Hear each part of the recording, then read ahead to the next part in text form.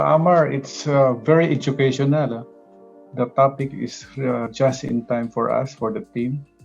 Definitely, we need to do more, and we learned a lot in today's session, Amar. And actually, what caught me was the threat actor risk assessment. That's we don't have that one, and then the breach assessment. I think we really need to do that one also.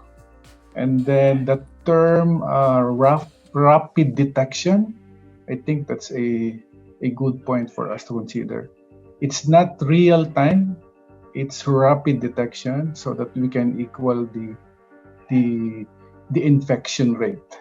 So I think that is a good item that we need to consider in our documentation. And one more thing, one of the items that are being asked of us is a cyber resiliency plan. And maybe your documents that you will be sharing to us can help us develop that framework.